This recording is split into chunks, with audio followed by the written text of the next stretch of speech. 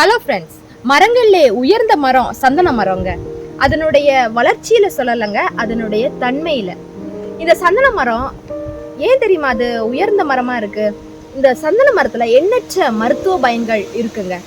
ஒரு பெரிய மரத்துல எவ்வளவு பயன்கள் இருக்கோ அதே பயன்கள் தான் அதுல இருந்து வெட்டப்பட்ட ஒரு சின்ன பீஸ்லயும் இருக்குங்க. இந்த மரம் ரொம்ப காஸ்ட்லியும் கூடங்க. இந்தியாவிலே விலை உயர்ந்த மரங்கள்ல முதலிடத்துல இருக்கு.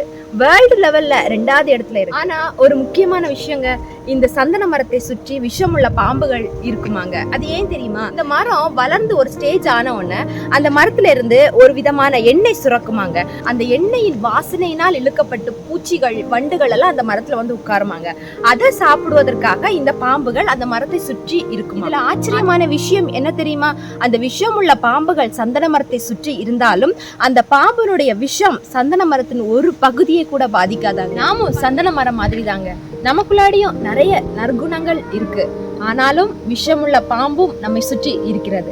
இந்த காலகட்டத்தை நம்ம சிந்திச்சு பார்த்தோம்னா நம்மை சுற்றி இல்லைங்க, நம்முடைய கையிலேயே அந்த விஷம் இருக்கிறது. அது என்ன தெரியுமா? இந்த செல்போன் தாங்க. இந்த செல்போன்ல எவ்வளவு நல்ல விஷயங்கள் இருக்கோ அதை விட அதிகமான தீமைகளும் கெட்ட விஷயமும் இருக்கு. நிறைய பேரு கடவுளுக்கு கொடுக்க வேண்டிய நேரத்தை அதிகமாக போன்ல செலவு பண்ணிட்டு இருக்கிறோம். இன்னைக்கு நீங்க அப்படி இருக்கிறீங்களா? சிந்திச்சு பார்ப்போம். பைபிள்ல ஒரு அழகான ஒரு வசனம் சொல்லப்பட்டிருக்கிறது.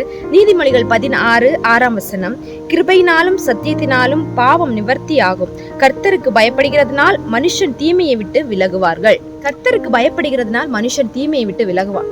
நம்ம ஒரு ஆள் பார்த்துட்டு இருக்கிறாங்க அப்படின்னா நம்ம எவ்வளவு கேர்ஃபுல்லா நடந்துப்போம். எந்த ஒரு தப்பும் நடந்துராத படிக்கு நம்ம நடந்துப்போம். அப்படிதானே? அதே மாதிரிதாங்க கடவுள் எப்பயுமே நம்ம கண்ணோக்கமா தான் இருக்கிறார். கடவுள் எப்பயுமே நம்ம பார்த்து கொண்டுதான் இருக்கிறார் அப்படின்ற ஒரு எண்ணம் நம்முடைய இருதயத்துல இருந்துச்சுன்னா நம்ம தவறு செய்யும் போது நமக்கு ஒரு பயம் வரும். கடவுள் நம்ம பார்க்கிறார் அப்படின்ற ஒரு பயம் வரும். அந்த பயத்தினாலே நம்ம தீமையை விட்டு விலகிடும். நம்ம எல்லாரும் ஒரு சந்தன மரம் மாதிரி. நமக்குள்ளாடி நிறைய நற்குணங்கள் இருக்கு. ஆனாலும் நம்மை சுற்றி இருப்பது விஷம் உள்ள பாம்பு. அந்த விஷம், அந்த பாம்பினுடைய விஷம் நம்மை பாதிக்காத படிக்கு நம்ம பார்த்துக்கொள்ளுவோம். God bless you.